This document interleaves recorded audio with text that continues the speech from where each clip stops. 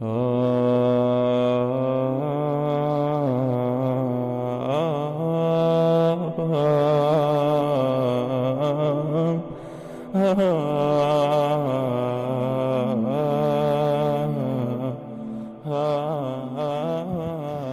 الله والصلاة والسلام على رسول الله. لو سنتانەی کە پەیوەستنی نەبە هیچ کاتێ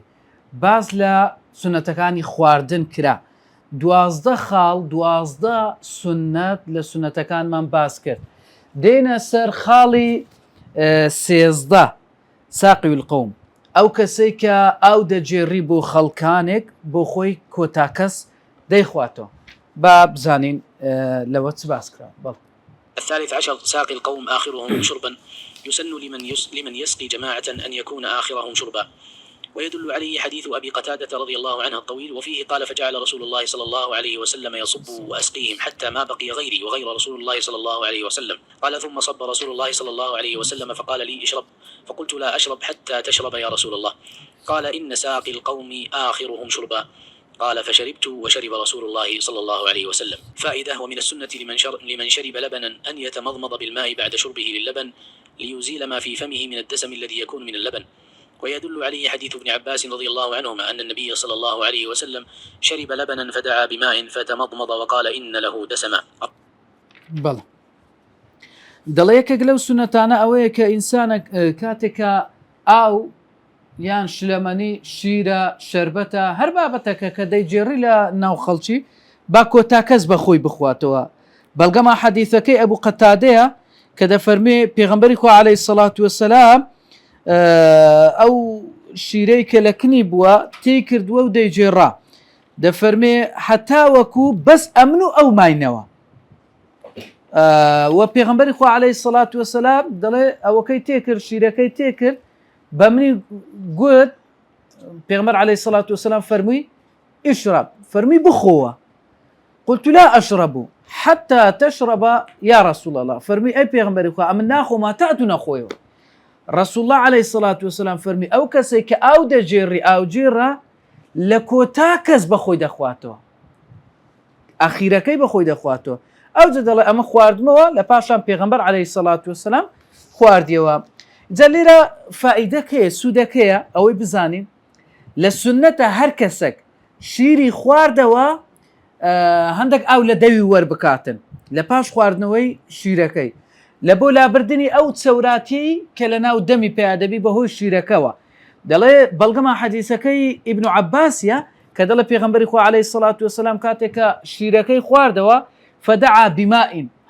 داوای کرد هەندێک ئاو مالۆهینا، فتەمەضمەض، ئاوەکەی لە دەوی وەرکرد، فەرمی: ئین له دەسەما، فەرمی ئەوە چەوراتێک و ئەوە چی تێدا هەیە. لێ سنە دوای ئینسان لە پاش شیر خواردن هەندێک ئاو بخواتن هەتا ئەو چەوراتی نەهێڵی. نانە بخوا بە ئاوی لە دەوی وەردەکاتن و دەتوانی ئاوەکەی. جا ئەو کابرا مخێرە لە بەنیەوە چونکە ئەوێ شەر لە ناو دەوی خۆیەتی پاکە. باشە خاڵەشکە دێ خاڵی چواردە داپۆشینی ئەو قاپ و قاچاغەی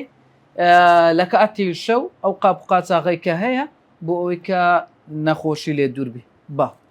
14 تغطية الإناء وذكر اسم الله تعالى عند قدوم الليل. يسن تغطية الإناء المكشوف عند قدوم الليل وإيكاء السقاء أي إغلاقه إن كان له غلقا، وذكر اسم الله عند ذلك. ويدل عليه حديث جابر بن عبد الله رضي الله عنهما قال: سمعت رسول الله صلى الله عليه وسلم يقول: غطوا الإناء وأوكوا السقاء، فإن في السنة ليلة ينزل فيها وباء لا يمر بإناء ليس عليه غطاء أو سقاء ليس عليه وكاء إلا نزل فيه من ذلك الوباء. وعند البخاري من حديث جابر رضي الله عنه أيضا: وأوكوا قربكم واذكروا اسم الله وخمروا آنيتكم واذكروا اسم الله ولو أن تعرضوا عليها شيئا. وفي الحديث بيان العلة التي من أجلها أمر المسلم بإغلاق وتخمير أي تغطية كل إناء، وذلك أنه في أحد ليالي كل سنة ينزل وباء، والوباء هو المرض، فلا يترك إناء ولا سقاء مكشوفا إلا نزل فيه. فكم من إنسان أصابه المرض بعد شربه لإناء مكشوف أصابه ما نزل من الوباء ولا يعلم أنه بسبب تفريطه بهذه السنة. فيا الله، ما أعظم شريعتنا فيها الخبر عن نفع العبد وصحته في الدنيا والآخرة، ويا الله ما أعظم غفلتنا وتفريطنا في استحضار عظمة ديننا. وفي الحديث دلالة على أهمية الحفاظ على هذه السنة، حتى أرشد النبي صلى الله عليه وسلم إلى أدنى الأمور لحفظ الإناء. بأن من لم يجد ما يغطي به إناءه أن يعرض على إنائه شيئا ولو عودا. وجاء عند البخاري ما يبين أن التغطية للطعام والشراب وليس خاصا بالشراب فقط. فعن جابر رضي الله عنه أن رسول الله صلى الله عليه وسلم قال: أطفئوا المصابيح إذا رقدتم وأغلقوا الأبواب وأوكوا الأسقية وخمروا الطعام والشراب. وأحسبه قال: ولو بعود تعرضه عليه. وفي حديث جابر رضي الله عنه عند مسلم في رواية أخرى ما يدل على أن هناك علة أخرى من تغطية الأواني، وهي أن الشيطان حريص على إفساد طعام الإنسان واستحلاله. قال النبي صلى الله عليه وسلم: غطوا الإناء وأوكوا السقاء وأغلقوا الباب وأطفئوا السراج، فإن الشيطان لا يحل سقاء ولا يفتح بابا ولا يكشف إناء، فإن لم يجد أحدكم إلا أن يعرض على إنائه عودا ويذكر اسم الله. وفي الحديث بيان سنة أخرى، وهي عند إيكاء السقاء وتغطية الإناء يسن ذكر اسم الله تعالى كأن يقول بسم الله. ولا شك أن في هذا إبعاد للشياطين أن تستحله. بەڵ ئینا ینی قاپ قاچاق داپۆشینی ئەو منجەڵ و قاپ و تەغتیای داپۆشینی قاپ و منجەڵ و ئەو شتێکە هەیە لە پاشان ناوی خی گەورەی لە سەربینی لە کاتێکە شەودا دێتن. سنەتە ئینسان تەغتیەت الئینا داپۆشینی منجەڵ قاپ و قاچاق ئەوانەی کە دیارن کاتێکە شەودادێ و ئیکا و سقا بەستنی دەرکەی کوندە مەسەلەن ئاو ئەو کوندە شت هەیە یانش ئێستا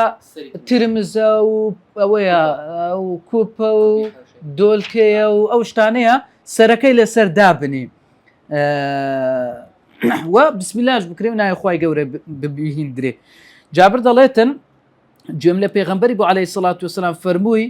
سەری قاپ و مەنجەڵەکان داپۆشن و ئەوانەی کە ئاوی تێدا هەیە لەو کوپە و با بڵێن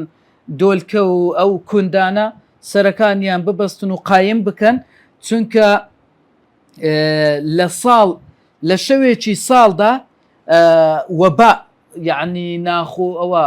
نەخۆشی و ئەو دەرد و موسیبەتانە دێتە خوارێ بەلای هیچ یەک لە قاپێک و قاچاغێک و شتێکدا ناڕوە ئیلا ئەگەر سەری پێوە نەبیتن ئیلا دەستە ناوی و بەلای هیچ یەکێک لەو کوندە و دۆلکە و کوپانەدا ناڕواتن کە ئاوی تێدا ئەگەر سەرەکەی دانە پۆشرابی ئیلا دەچیتە ناویەوە. باشە کەواتە پێغەمبەری خوا عەلەیهی سەڵات وسەلام ئاگادارمان دەکاتەوە هەموو لە ساڵەکەدا شەوێک هەیە ئەو نەخۆشیە دادەبەزی هەر قاپ و قاچاغ و هەر کوندە و دۆلکە و شتێک کە ئەوەی سەرەکەی دانە پۆشرابی ئیلا ئەو نەخۆشیە دێتن لە بۆ ناو ئەو قاپ و قاچاغ و مەنجەڵە ئیلۆ ئینسان زۆر جار دەبین تووشی نەخۆشی دەبیتن. لە حەدیثەکەی جابر کە لە لای بوخاریدا هەیە دەفەرمی و ئەکفو قیرابەکم قیراب چییە و ئەو قیرابەکم یعنی کوندەوە نییە سەری کوندەکانیان ببەستی و بسمیلا بکرێتن ناوی خی گەورە بهێندرێتن و خەمیڕوو ئانیەتەکم خەمیر داب بپۆشین لۆی بە چەفێش گوترا خیمارەوە نییە یعنی داپۆشین بە خەمریش گوترا خەمر عەرەق چونکە مێشتی دادەپۆشیتن عەقلی ئەو ئینسانە و مێشتی ئەو ئینسانەی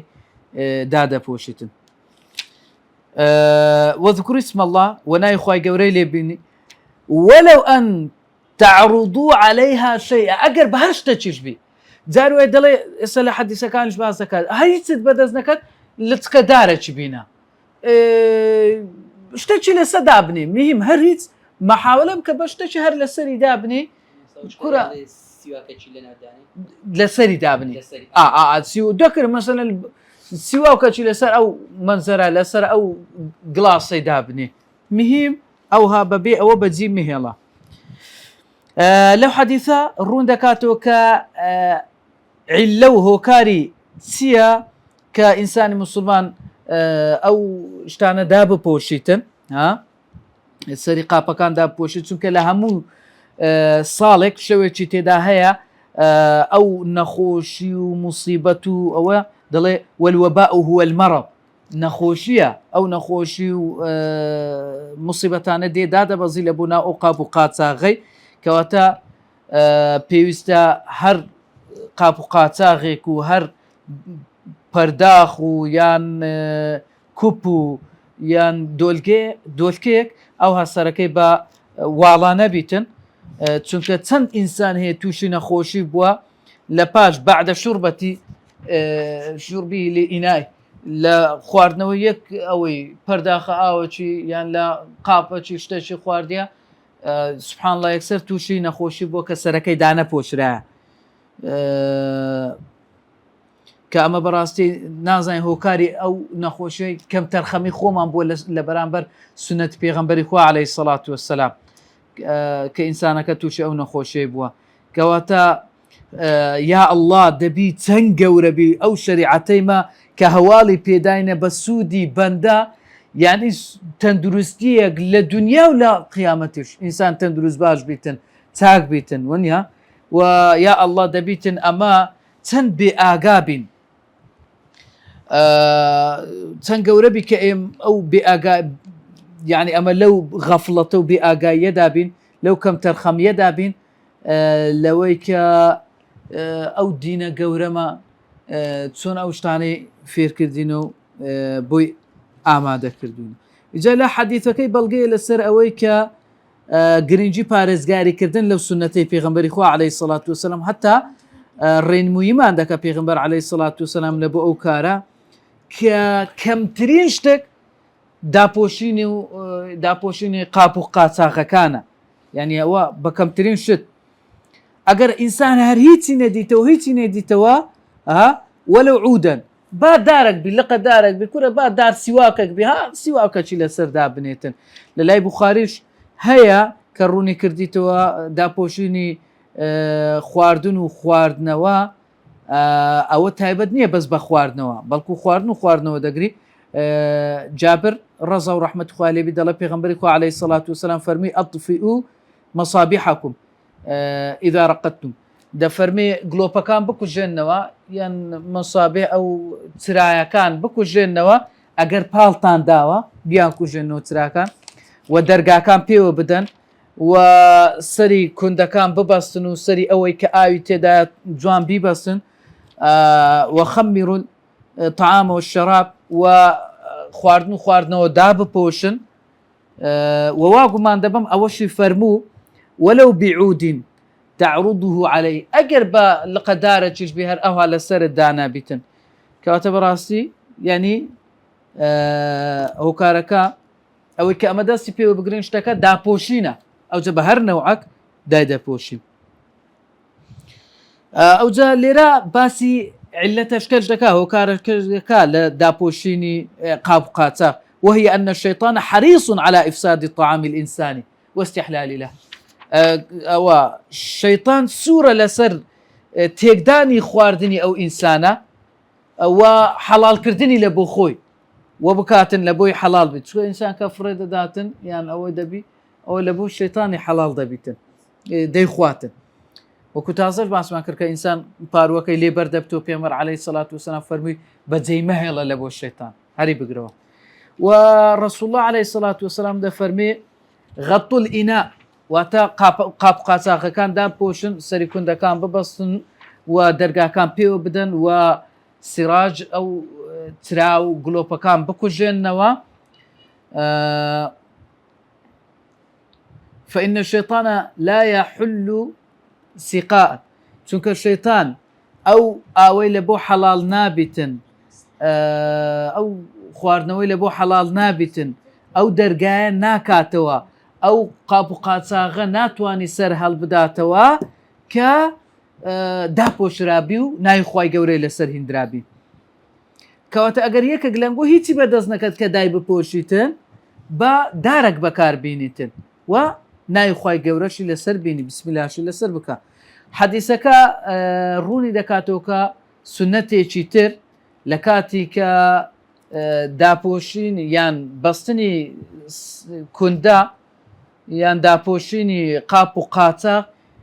سنەتە ئینسان ناوی خوای گەورەی لێ بینی کە یەقولە بسم الله وەکەوەی کە کابرا کە سەری مەنجەرەکەیدا دەپۆشی بڵێ بسم الله ولا شك أن في هذا إبعاد للشياطين ئەوە بەبێ گومان دەبیتە هۆی ئەوەی کە ئەو بسم الله کردن و داپۆشینە دوورخستنەوەی شەیتانەکان و لەوەی کە بیاوێتن ئەو خواردنە لە بۆ خۆیان ئەو خواردنەوەی لە بۆ خۆی حەڵال بکاتن چکە لە حەدیثەکە کە پێغەمبەر عەلەیهی سەڵات وسەلام دەفەرمێتن شەیطان کە دێتە ماڵە چ کاتێکە لەو ماڵە بسمیلا نەکرا دڵێ ئەوە خواردنمان بوو کاتێکە لەو ماڵە لە کاتی هاتنە ژوورەوە کابرا بسمیلای نەکرد ئەوە لەو کاتی دەڵێ ئەوە مەبیتیشمان بوو شەومانەوەشمان بوو یعنی کەواتە لەوێ دەخوا و دەخواتەوە لێ ئەگەر بسمیلا لەسەر کرا ئەوە دەبێتە هۆی ئەوەی کە شەیطان لێ دوور بکەویتەوە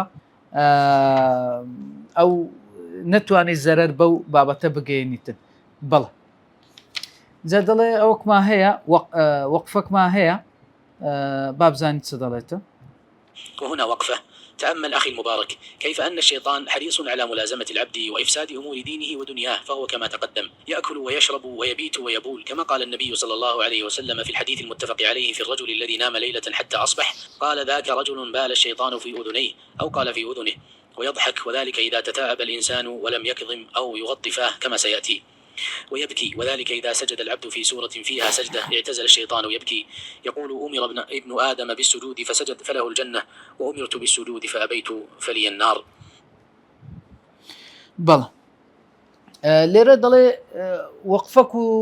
تەئەممل و تێڕامانێکمان هەیە ئەجا ئەتوو ڕابمێنێ ئەی برای چاک ئایا چۆن شەیطان سوورە لەسەر ئەوەی کە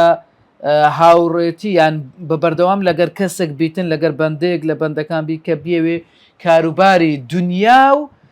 دینیشی لێ تێک بدا وەکو ئەوەی کە دێتن مەسەلەن لە خواردن و خواردنەوە و شەومانەوە لەو ماڵەی و لە کاتی کە میز دەکاتن یەبول وەنیا میز دەکە وەکو دەڵێ لە حەدیثەکەی پێغەمبەری عەلەیهی سەڵات وەسەلام هاتووە کە فەرمووی لەبارەی ئەو کەسەی کە شەو نووست هەتا بەیانی یعنی لە بۆ شەو نوێژ هەر نەستاوە نەک لە بۆ نوێژی بەیانی لە بۆ شەو نوێژ چکۆ والله ئەعلەم باز لەوەیە کە نوێژ بەیانی بکاتن بەس یعنی شەو نوێژی نەکردی الله ئەعلەم فەرمی ذاکە رەجل بال الشەیطان في ئوذنه ئەوە کابرایە کە کەسێکە شەیطان میزی لە جێ کردیە یان شەیطان میزی لە جێەکانی کردیە وەنیا یان لەبارەی یەضحەک کە شەیطان پێدەکەنیتن کە دەبینی مەسەلەن کەسێک تەفاؤب چییە باوشکە وەنیا ئینسان کە باوشتی دێتەوە ئەگەر دەوی دانەخاتن قەپاتی نەکاتن یان دەستی لە سەدانەنێ شەیطان پێدەکەنی لە حەدیثەکە کە پێغەمبەر عەلەیهی سەڵات وسەلام باس کرد یان شەیطان دەگرێتن ئەوەشی هەیە دڵێ ئەگەر کاتێک کە بەندە سوزدە دەباتن شەیطان دوور دەکەویتەوە و دەگرێتن دڵێ چێ دڵێ بەنی ئادەم فەرمانیان پێکرایە بە سوزدەیان برد فەلەه الجەنە ئەوە بەهەشتی لە بۆ هەیە ئەمنیش فەرمانم پێکرا بە سوزدە فەئەبەیت و نەمبرد نەمکرد فەلی النار ئەوە ئاگر و دۆزەخ جێ منە کەواتە یعنی ئەوەشی هەیە کە گریان و هەروەها هەڵاتن و جەرتە لێدان جرت لێدان کە ئێستا دێ ئەو حەدیثەش لەبارەیەوە بەڵێ. ويهرب وله ضراط عند الأذان كما في الصحيحين قال النبي صلى الله عليه وسلم إذا نودي للصلاة أدبر الشيطان وله ضراط حتى لا يسمع التأذين فإذا قضى النداء أقبل حتى إذا ثوب بالصلاة أدبر حتى إذا قضى التثويب أقبل حتى يخطر بين المرء ونفسه يقول اذكر كذا لما لم يكن يذكر حتى يظل الرجل لا يدري كم صلى ويجلس بين الظل والشمس ولذا نهي عن ذلك كما في مسند الإمام أحمد وفي سنن أبي داود ويمشي بنعل واحدة كما عند الطحاوي ولذا جاء في الصحيحين النهي عن المشي بنعل واحدة وأحب العمل إليه الإفساد والتفريق بين الزوجين كما جاء عند مسلم من حديث جابر رضي الله عنهما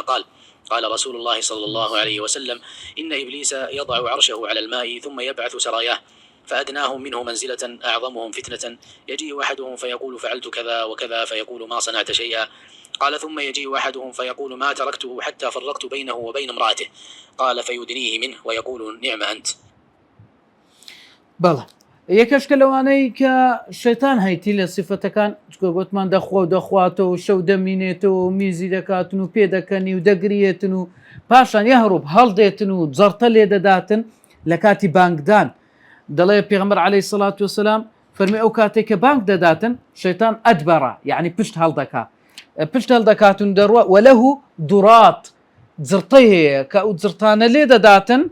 هتا وكو جيل بانكي نبيتن شيطان ودكاتن زرطي لي داداتا جيل بانكي نبيتن كاتك تواو دبيتن بانكك تواو دبي أقبل ديتوا حتى إذا ثوب حتى قامت دكري وش قامت كرا أدبر ديسان درواتوا أو زوج قامت بو أقبل ديسان ديتوا حتى لكن كابراي راد وستيتن يحضر بين المرء ونفسه لا نيوان خو كابرا ونفسي دي كاتا كران فكر لو يبكو هادي أو شتات أو ريها أو فلان أو هات دري باشترين فكرة لتشين در لو ديتن دو زي هي يا لمرافق كابرا فكرة قيلو دي يا لناوني شيء زاروا هي دريكاك زاروا هي دريكاك والله فكرة كم قلب باشا تقول ناوني يجلهم هاتيا فكرة سبحان الله يعني فكر لشتي دكاتوها لوينا وش توناوني يجي يك فكرة يك تخطيطي لودي جهنمي زور بقوة ما شاء الله أو شيطان ودكاتن يعني فكر لو يبكاها مسألة كإمام أحمد تام بيستي والله أعلم ونيا كابرا ديتن دري كوباكم بزر كرديا نازم اشتكي بزر كرديا نابين موا ده فرمي بروشة ونويجي بكا ده بينيوا كابراج ديتن شو نويج دكا الله أكبر لقاش الله أكبر كيف بيري ديتوا لفلانة زي أو زراز نويجا كي دبريتنو ديرها تالا بير من كرديا بتسم دو أسبين كديتوا إمام أحمد أبو حنيفة والله أعلم أو قصة كليان ردة ديتوا دلي والله اشتكي هار رويدايا يعني او جايش بي دلي نويجا كتاوكر طبعا دلي ديتمو دلي نويج تاوكر درينا والله قلت مبالا بير ديو الشيطان اوي ديوكا لو ببير هنا وقت عبادتك هناك سبحان الله او كساني خويان لنا كي الشوان تجربه بك استغفر الله بك لجيوا استغفر الله بالنكاو كذا من راس بلاش زكري بك قراني بخينا كتابك بينا بخينا سبحان الله راس خول ذاك زور سيره يعني خريج ذكري با راس او دبي الشيطان ناهلي يعني ليه تقددا وكلنا نوجش ليه تقددا مثلا انسان ناهلي نوجكي بجواني وريكو بيشي بكاتن أتولي دكاد فرمي بيغمر عليه الصلاة والسلام دفر حتى يظل الرجل لا يدري كم صلى حتى ويلي دكابر ناس تسند ركعاتي كرديا ورسيم كرديا تسارم كرديا دوم كرديا يعني ليه تقدر تيتن لو بيني إذا يكشكل صفة كان الشيطان كهيتي يجلس بين الظل والشمس سبحان الله هندا قربة دتي لا روج لا زيك دادنيش نيوي روج بنيوي سيبر بي لو بين دادن يشتن ضلي أوج نهيل يكره وكل مسند إمام أحمد هي للسنني أبو داود هي طبعا أو هر لروي طبيشو تأثيري هي تأثيري خرا ضلي نيوي صار ده نيوي جرما لنا وجست ديارة تأثيرات دكاتن أو بشي صار ده أو بشي جرما الله أعلم لو بيغمر عليه الصلاة والسلام ده فرمي ياخذ بدل السيبركي بتاوي ياخذ بدل الروجكي ومكأت نيوت الروج بنيوت سيبر بيتن يمشي بنعل واحد يكتاك نعل لبيا أوجه قرباتي خويتي بيغمر عليه الصلاة والسلام نهي لك رديك إنسان بتاك نعلك أو جاء مناظني الله أعلم مهم تاك نعلك لبيا دكاتن أو جاء شوازي أصلا شوازي نعلك يكوا ما تسواني الشوازي كوا بس بيغمر عليه الصلاة والسلام بما يقولتيا فرميتاك نعلك لبيا تواو لو فرميتي أنقو بتاك نعلك مرون لو مكروها ناپسندا هندك بحرامي دادرين بتاكنا على شي انسان هاتو تسوي بكاتن دري اگر انسان للريشي تاكنا على شي بصان نيدتان لبركه او كيتكش على بركاته بس مثلا ليره دسيت او بري اونديا تاكنا على شي ليبي حتى دقشت او سيتار شقاو درو حتى دقشت تاكنا على كيتك ده فرمون والله اعلم او تسيت دانيا حتى ديجشتي اما اگر زي ريكه دوربو ده فرمون بابا تاكنا على شي نرواتن لو دبيني زور زار اويكا شيتا عقلي لدزا زور زار لواني ببيني للريكان درو تاكن على جلابيا بله او جا بيشي خوش هيك لكاركاني كا جنوميردي ليك زياب كاتو كلو حديثي باز دكا بل ومفتاح عمله لو كما في او جبري صحيح مسلم من حديث أبي هريرة رضي الله عنه قال رسول الله صلى الله عليه وسلم: وإن أصابك شيء فلا تقل لو أني فعلت كان كذا وكذا، ولكن قل قدر الله وما شاء فعل، فإن لو تفتح عمل الشيطان. وهو حريص على إفساد صلاة العبد كما تقدم. وكما في حديث عثمان بن أبي العاص رضي الله عنه عند مسلم أنه أتى النبي صلى الله عليه وسلم فقال: يا رسول الله، إن الشيطان قد حال بيني وبين صلاتي وقراءتي يلبسها علي. فقال رسول الله صلى الله عليه وسلم: ذاك شيطان يقال له خنزب، فإذا أحسسته فتعوذ بالله منه واتفل على يسارك 3. قال: ففعلت ذلك فأذهبه الله عني. بەڵێ یەکێک لەو کردوانەی زۆری پێخۆشە فەسادی جیاکردنەوەی بینی ژن و مێرد تەلاق زۆری بە ئەو بابەتانە پێخۆشە. حەدیثەکە لە مسلمدا هاتووە جابر دەفەرمێ پێغەمبەری خوا عەلەیهی سەڵات وسەلام فەرمووی ئیبلیس دێتن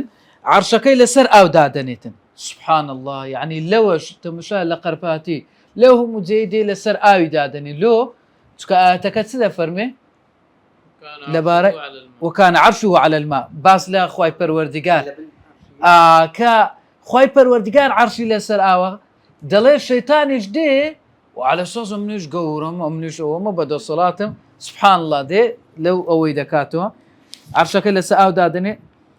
ثم يبعث سرايا لپاشان ئەو سەرایەکان کۆمەڵە مەجموعە ئەوە دەڕوا ئەوە دەڕوا ئەوەکان دەنێریتن باشە خەرچی خوردەکانی دەنێری دار و دەستەکانی دەنێری بۆ ئەوەی کە دەڵێن شان لەسەر ئاوەڕ باروانە بەول بکەیت شەیتان دەست لێ دەوشێنی چکە جێمانەوەی واللهی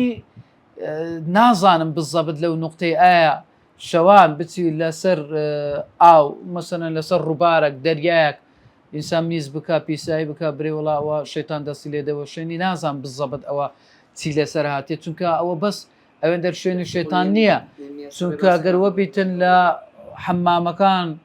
لە مرافقەکان هەر شێتانی لێە وەنیە ینی لەو نقطانەش والله ئەعلەم. ئاخر ئایا لە چێن دەرە عەرشەکەی دانا هەندێک ئەو قسەیە هەبوو وەخت تۆی دەیانگۆ سێگۆشەی بەرمۆدا یانگۆ سێگۆشەی بەرمۆدا ئەوە پێدەچی عەرشی شەیتانی لەوێن دەربی لێ هەر تارەکە بێدا دەڕوا قوتی دەداتن هەر کە شتێک دەڕواتن لولی دەداتن دەڵێن ئەوە پەیوەندی پێوەنی ئەوە چێشکردن لەوێن دەرزۆرە هێزی چێشکردن یان وێوە نییە قسەکەمە چ پەیوەندیمان بە مۆزوعەکەی وە نییە نازانین بزەبت کووە بەڵام حەدیسەکە باز دەکاتن کە لەسەر ئاو داینە عەرشەکەی اینجا دەفەرمێ فأدناهم منه منزلة أعظمهم فتنة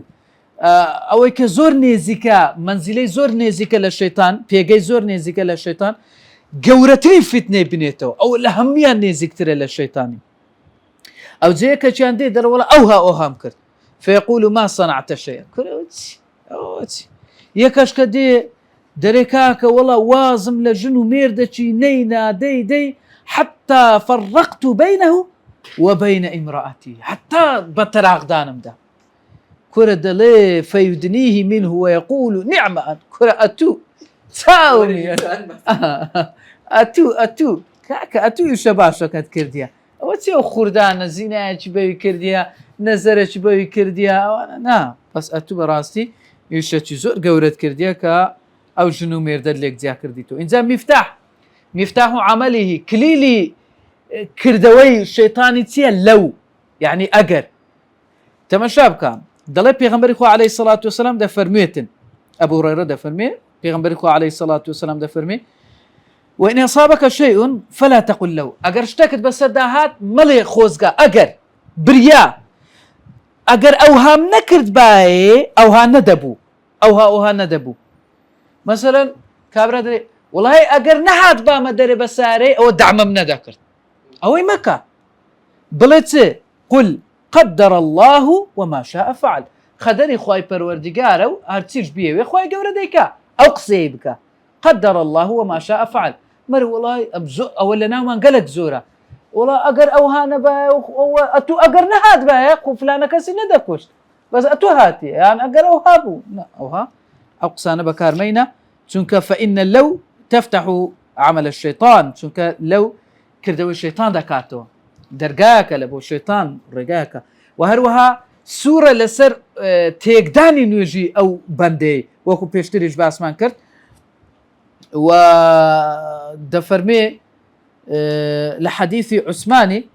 عوسمانی کوڕی ئەبی عاص دەفەرمێ هاتە لای پێغەمبەری عەلەیهی سەڵات وسەلام شەیطان دێتە نێوان من و نوێژەکەم قراءەتەکەم دەفەرمێ یەلبیسوها لێم تێک دەدا تێکەری دەکا یەلبیسوها عەلەی لێم تێکەر دەکاتن یعنی نازام ئەوە کوم خوێندیە و لە چێن دەرم و قراءەتەکەم ڕاستیان نە عەلەیهی سەڵات وسەلام فەرمووی ئەوە شەیطانە کە ناوی خەنزەبە ئەو شەیطانە ناوی خەنزەبە فەرمووی ئەگەر هەستت بە شتێکی وا کرد پەنا بگرە بە خوای پەروەردیگار و ڕوو لە لای چەپت بکە سێ پف بکە باشە نەک تف ئیسا ئەوی مەکە بەس ئەو ها یعنی هەوا کەمە ئەوە چی کابرا لە تەنیشتا بچی ئەوەی بکەن ئەوە بەعستەم ڕوو لە لای چەپت دەکەی و هەندێک ئاوەکەی بەعستەمی لەگەر بێتن تۆ ئەوە لە لای چەپت هەوڵش بدە کابرا مەسەلا ئەگەر لە جەماعەت بووی هەست پێ نەکاتن نەکا مەسەلا کابرا فەقیرێ بە شتەشکە تێبگاتن باشە ئەوجا عوسمان دەفەرمێ فەفەعەلت ذالکە دەفەرمێ ئەو ئیشەم کرد ئەوە خوای پەروەردگار ئەوەی لەسرە من لابن سبحان الله زۆر کاریگەری هەیە لە بۆ ئەو کەسانەی فکریان دەڕوە نوێژیان لێ تێک دەچیتن هەوڵ بدا ئەوەی دووبارە بکەوە چەند جارێک دووبارە بکەوە کە زانیت نوێژ لێ تێک دەچی أعوذ بالله من الشيطان الرجيم راس بلى والله أعلم أو حدثك أو هاي اللي دخين دريتو والله أعلم أو هاي اللي دخين دريتو كواتا إنسان أو سنتي زيبك زور كاريجري دي بتابتي لكات الراوستان لكات خيندني قرآن أو كاريجري زياتره والله أعلم ولويك رابرت ئەوە مانزانی کە لە لای ئەو ئینسانە ئامادە دەبی شەیطان لە خواردنی لە خواردنەوەی لە مانەوەی شەوی لە سەر جێگای فراش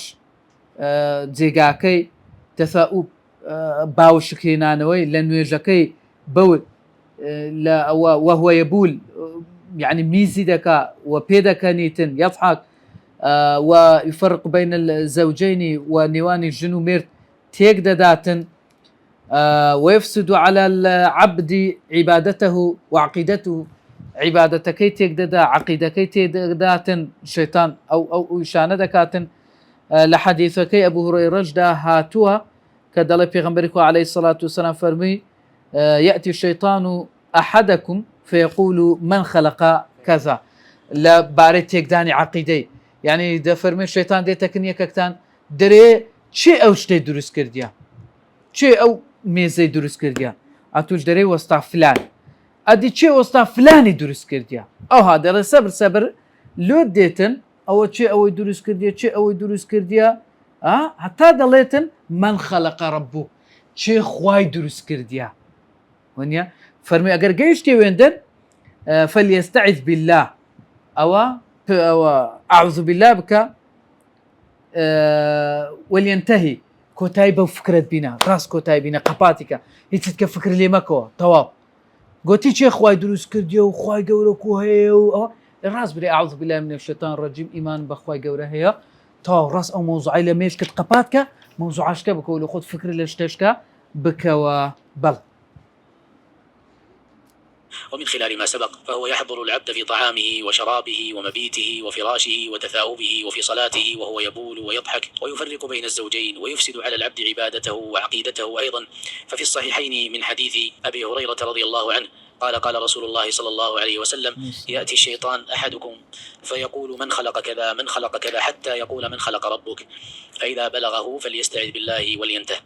وجماع ذلك وأكثر أنه يحضر في كل شيء من شؤون العبد كما تقدم لقول النبي صلى الله عليه وسلم إن الشيطان يحضر أحدكم عند كل شيء من شأنه. ولذا على العبد أن يكون حذرا من وسوسته وإفساده لئلا يفقد كثيرا من أمور الخير ولئلا تنزع البركة من كثير من شؤونه ومن ذلك عند جماعه لأهله. فقد جاء في الصحيحين من حديث ابن عباس رضي الله عنهما قال رسول الله صلى الله عليه وسلم لو أن أحدهم إذا أراد أن يأتي أهله قال بسم الله اللهم جنبنا الشيطان وجنب الشيطان ما رزقتنا، فإنه إن يقدر بينهما ولد في ذلك لم يضره شيطان أبدا. وكذا في قراءته لآية الكرسي عند نومه إبعاد للشيطان حتى يصبح، كما ثبت عند البخاري من حديث أبي هريرة رضي الله عنه والله أعلم. ومما نهي عنه في هذا الباب باب الطعام والشراب: الأكل والشرب في آنية الذهب والفضة، وأكل كل ذي ناب من السباع وذي مخلب من الطير، والشرب قائما لغير حاجة، والتنفس في الإناء، والأكل متكئا، والأكل بالشمال، والقران بين التمرتين، وذلك إذا كان الإناء مشتركا بين جماعة، فإنه ينهى عن أخذ اثنتين حتى يستأذن من معه. ويقاس على التمر بقية الأصناف التي على شاكلته. وعيب الطعام والشرب من فم السقاء أو القربة لغير حاجة، وذلك إذا كان مشتركا. وأما إن كان خاصا به فلا بأس إن علمت نظافتها. والإكثار من الطعام والصلاة بحضرة الطعام إذا كان يشتهي. سنن بله إذا دفرمي وهروها كوكريوي أوانا شيطان لها مكاتكان آمادة دبيتن. وكل حديثك هات ك پیغمبر عليه الصلاة والسلام فرمي إن الشيطان يحضر أحدكم عند كل شيء من شأنه. شيطان آمادة دبيتن للا هريك قلئي ولا لكاتي همو كاركاني لها مكاركان يعني أون ديس باس مانكر. إذا دا فرميتن إنسان دبي بآقابيتن لا وسوسو شيطاني وتيقداني عبادتكاني أو كسا شيطان تيجي بداتن حتى وكو كار خيريكاني زور لدزنتيتن. تكون زاري وهي كابرا شيطان وسوسه له دروز دك ها دري ميزه تركه دي كرا او بشك ميزه ها قراوهات ودك او انسانا قنعت بك يعني تنزارك دزوج بشو وزن وجدينيته زاري واشي ونيا بتايبتي كاتك تشينا ونويجي نبي او وسوسه ور بقري الا اجا صد لصد اذا كدز بنويجي ناكاتن لنانو كل دريش دكات حتى يعني أو كابراي كاتك لاي ابن عباس يا ابن عمر فرمي أمن وادا بينم أن بالذكر بللا هزكم كأمن سري وي ذكركم تراتيشي بيويا فرمي الحمد لله كأخوي جورا أوي بس جراوا أوي ده صلاة الشيطان بس بوز وسجراوا فرمي أوري لي مدنوا لو إلا إنسان أجل صد تأكيد بو كشتيشي ليهات يان بونيشي بيز مثلا كبونكا او جان دنگيشي جيليبو او جا اگرنا والله دريش تكبو بو دري نابي نيوجاكاي ببريتن نابي شكل دز نيوجاكاي بكاتن جاوا اگر وبي او اللي تيك ددا او جارا دز نيوجي اللي تيك ددا او جارا دي يعني لزور مسألة براستي وين يا لزور مسألة انسان او اللي تيك ددات الشيطان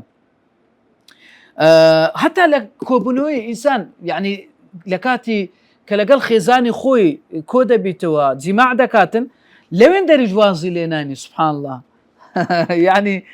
اگر بيتو اما برادرشي باش ما هبا او ها لا مو يشكان لقر ما باوا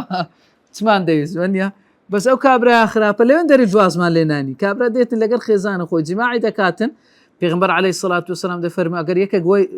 جماعی لگر خیزانی خوی کرکوبو لگر خیزانی خوی بابله بسم الله اللهم جنبنا الشيطان وجنب الشيطان ما رزق خواه الشيطان ما اللي دور بيخي هو الشيطان لو كور بيشي كبي ما عنده بخشي لويش دور بيخي زور تأثيري هي لو دري لكردواري اگر من دارك زور بعربي قربي دري بسم الله اللي نكره او تأثيراتي دياره هي والله اعلم تأثيراتيان او كرديا پیغمبرش علیه الصلاة والسلام وصیت ما پیدا که بو بابتی چکه دفرمی لم يضره الشيطان أبدا زياني بيناغني الشيطان وخوندني آت الكرسي لكاتي خو حتى وازل لناني لخوي وازل لي سبحان الله يعني أتودتي ناو لكرة تو نماي لا أو نماي كتي ناو خون خياليش لا يندر شر وازل لناني تن دي دركاكا وجه كابراي قلت كاكا والله أو خوني دبينم سارة لم دد لخوي هم مش سارة اللي مدد الأخوي إلا ديك من بيكن الشيخ فلاني سارة اللي مدد بزام نشتك كورا قوتي كنا بينو كابراش ديار عنادي كربو إلا هذا بيبن بنا كل شيء والله برديانا كل شيخ فلان أو تشيلو كردبو نشتشيلو كردبو دابي قلت ببالنا آيلو خوي بخواتو بعشان بملي وكنابي لملي بكاتو ها قلتي لملي كردبو وبزام شوية كم هر سارة كاللي دابو بس لشوي دوا مسيمو او انا او زباج ساركا لين دابو نهاد بو خوني قلت له نهاد تخوني یەک لە برایەکانیش دیارە زۆر قەنعاتی بە بابەتانە نەبوو گوتی ئیلا دەبی بزانم کورە نابی و کاکە گوتی یا شێخ گوتی مەکەنەوە گوتی ئیلا دەبی بکەمەوە بزانم چی تێدایە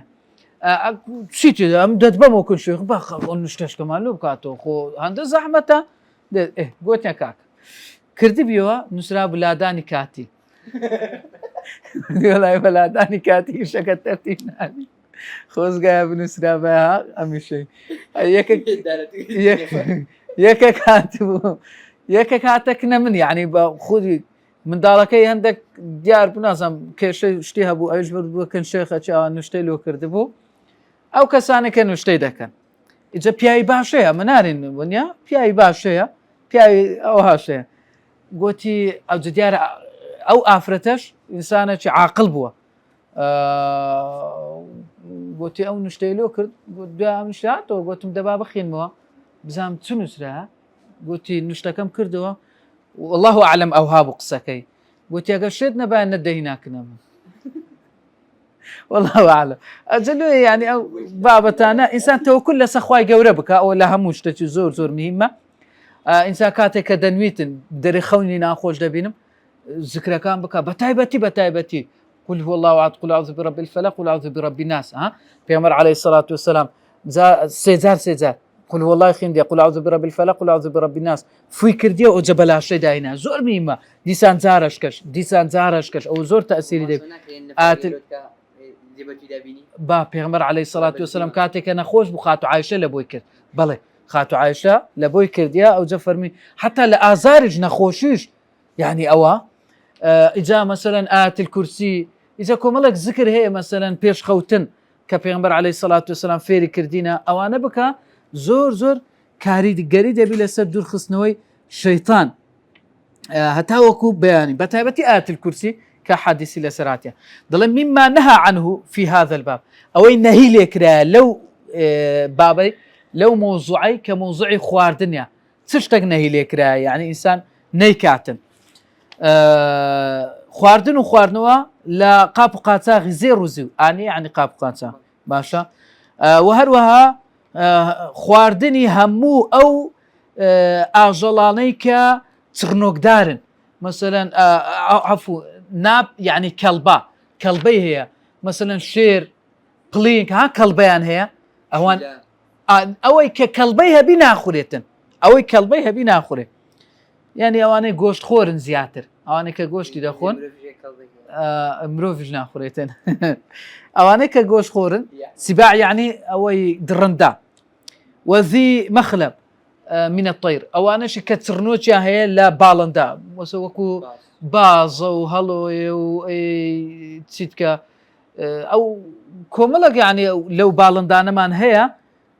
ئەو چڕنۆکەی هەیە ئەوش گۆشتیان ناخورێتن حتى دندوچیشان خوارە و خواردنەوە شرب قائما بە پێوە ئاوی بخۆیەوە یان شیرە یا هەر شتێکە کە بە پێوە بیخۆیەوە بەڵام لغەیری حاجە بەبێ هیچ پێ دەتوانی دابنیوشی جێکەش احتیاجی دەتوانی لێ دابنیوشی لەو گۆڕێ بە پێوە دەیخۆی نا ئەوەش دەڵێ نەهی لێکرایە و هەناسەدان لە ناو گڵاسەکە ناو قاپ و قاچاغەکەی کاتی خواردن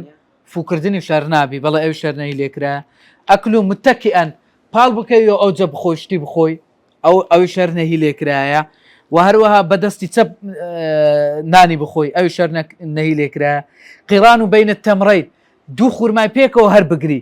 ئەو شەر نەهی لێکرایە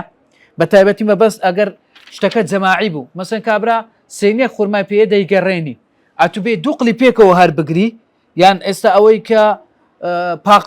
پاقلاوی دەجر دوو پاقلاوی پێکەوە هەردەگریتن نەهی لێکرا ئێخە هەرگرتنی دوو قڵ نەگەەوە باس کلێنکسی ناکەی هەر بگریتن ئەوە دەڵێ ئەوەش نەهی لێکرا ئەگەر لە بۆ جەماعەت بوو ئەگەر هینیان لە پێشە تودانە لە خۆ دەیخۆی چێشەی تێدانە بەس ئەگوتی ئەو سێنە کاکە لە بۆ هەمومانە دەیژێڕی نابی نەهی لێکرا دوو قڵی پێکەوە بەس ئەگە هەر هەمومان دوومان هەرگر ئەوە چی تێدانە هەر هەمومان بەس ئەتو بەتاختێنێ لە ناو هەمیان دوی هەر بگری نەهی لێکرایە ئەوە باشنی حتا ئینسان شخصیەتیشی علامەتی استیفامی دەکەوتە سەر ئەوەی ئەو ئیشێ دەکەون یا چاوچنۆکە و بەنەفسەک و نازم کۆمەڵە کشتی يعني باش نییە عيب الطعام عيب قرتن لخواردن دیسان نهی لێکرا شرب من فم السقاء لدمي كندي بینی خواري ڕاست بەخۆی بەسە دەیوەکەی ئەجیان ئێستا دەکات دۆلکە ڕاست بە دۆلکەی بخۆی یان ئەوانەی هەندێک ماڵ هەیە مەسەلەن ئەو شوشانەی ئاو بین بە شوشەکە لەسەری شوشەکەی بخۆی ئەوە نەهی لێکرایە ئیلا ئەگەر ئەو شوشەیە تایبەت بوو بەخۆت بەس بەخۆت دەتخواردەوە قەیدی ناکە ئەگەر نابی لە دۆلکەی یان لە ئەوەی بیخۆیەوە نەهی لێکرایە چونکە ئەوەش یعنی کابرا قێزەکی لێ دەبیتن ها ئەو القربە دەڵێ لە کوندەی لغەیری حاجە لە بۆ پێویستی نەبیتن بە تایبەتی ئەگەر ئەوە بیتن پێکەوە بیتن بەس دەرێ ئەگەر ئەوە بیتن خاص بیبەت و یان بزان ئەوە پاکە چی تێدا نیە والإكثار من الطعام زۆر خواردن دیسان نەهی لێکرا ها خاتو عایشە فەرمی یەکەم بیدعا لە پاش پێغەمبەری عەلەیهی سەڵات وسەلام سەری هەردا زۆر خواردن بوو زۆر خۆری بوو وهروها الصلاة بحضرة الطعام لە کاتێککە نوێژ کاتی نوێژە خواردنی شەیە سفرە ڕاخرا نا خواردنەکەت بخۆ ئەو جبڕۆ نوێژەکەی بکە چکە دوای هەر فکرت لەسەری دەبێت ئەو هەیە بەتەنیێنێ لە کاتی خواردن دیسان ئەو هەر هەندێک لە زانایان بالفعل ظاهیریەکان لەوانە ئیبن تەیمیەش دەڵێ ئەگەر خواردن ئامادە بوو ئینسان برسی بوو ظاهریەکان دەڵێ ئەگە برسی بوو برسی نەبوو هەر نوێژی بەتاڵە نوێژیش بکە دروست نییە ئیبن تەیمیە دەڵێ ئەگەر خواردن ئامادە بوو کابرا برسی بوو نوێژش بکە نوێژەکەی دروست نییە دەبی ئیلا بچیتن خواردنەکەی بخوا ئەو جە بچی نوێژەکەی بکە ئەگەر مەسەلەن چەند دەقەکمان نوێژ تەواوبی مەسەلەن نوێژی نێڕوانێ ئەو وا خەریکە عەسر بانگ دەدا سێ چار دەقەمە هەر بەشی نوێژەکەی پێڕادەگە نادەرێ ئەو نوێژەکەی بکەوە زانایان دەڵێن نوێژ بەڵام لای ئیبن تەیمیە دەڵێ مادەم برسیتی فکری لەسەرەتی با دەبی خواردنەکەی بخوا لە عومدەة الأحکام عەبدوڵڵا بەسام لە شەرحەکەی ئەو قەولانە دەینتەوە لە جمهوری زانانیش دەڵێ ئەگەر خواردنیش دانرا بوو مەکروها بچی نوێژی بکە حرام نییە بەس مەکروها ئەگەر بچیتن ئەو جا دێتە سەر بابەتەشکە سونەن فی السەلامی سەبارەت بە سەلامکردن و مەجلیس و ئەو بابەتانە ئینشاءالله لە بۆ دەرسێکی تر دێنە سەری و ڕوونی دەکەنەوە بە ئیزنی خوای گەورە سبحانك اللهم وبحمدك أشهد أن لا إله إلا أنت أستغفرك وأتوب إليك